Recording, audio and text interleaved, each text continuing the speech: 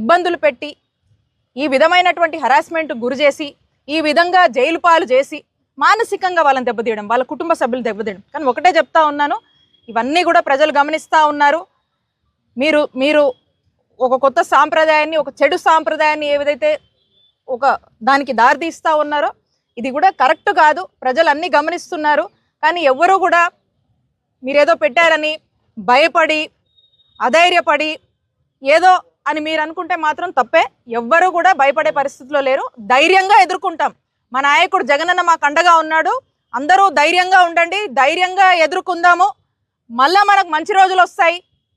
ఈ అన్నీ కూడా భయపడే రకాలం కాదు. మేము ఇంకా ధైర్యంగా నిలబడతాం, ఇంకా కలిసికట్టుగా పోరాడతామని తెలియజేసుకుంటున్నాను.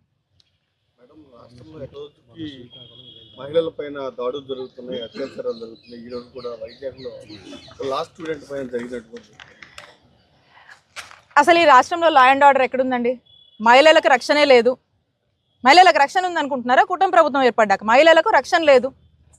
ఎందుకు లేదంటున్నానంటే అసలు ఈ రోజున పోలీసులే కావచ్చు, ఇక్కడ లా అండ్ ఆర్డర్ ఏ విధంగా ఉండాలనేటువంటి దాన్ని గురించి ఆలోచిస్తే ఉంటుంది, ఏమైనా పట్టించుకుంటూ ఉంటుంది. ఏం పట్టించుకోవట్లేదు. వాళ్ళ ఆలోచన ఎంతసేపు ఏముందండి? ఎంతసేపు YSR Congress party social media, state వ్యాప్తంగా వైఎస్ఆర్ కాంగ్రెస్ పార్టీ సోషల్ మీడియాలో ఏమవుతుంది, ఎవరేం పోస్ట్ పెట్టారు, ఎవరిని ఇళ్లలోంచి తెచ్చి తీసుకురావాలి, ఆడ కేసు పెట్టాలి, జైల్లో వేయాలి, ఎవరు ఎక్కడ దొరుకుతారు, ఎవరు ఈరోజు పోస్ట్ పెట్టారు, ఎవరు 5 ఏళ్ల కింద పోస్ట్ పెట్టారు, ఎవరిని ఎప్పుడు తీసుకురావాలనే దాని మీద అంటే మొత్తం కూడా మనం చూసినట్టయితే ఉమెన్ సేఫ్టీ లేదు, ఏం లేదు, లా అండ్ ఆర్డర్ లేదు, ఏం లేదు. YSR Congress party social media చుట్టూ తిరుగుతుంది. కాబట్టి దీని మీద ఉన్న ఇంట్రెస్ట్ దీని మీద లేదు. అవతల మీరు చెప్తున్నటువంటి వైజాగ్ అమ్మాయిని లా చదువుతుంది అమ్మాయి, ఆ అమ్మాయి మీద అత్యాచారం చేస్తే ఏం పట్టించుకుంటున్నారండి?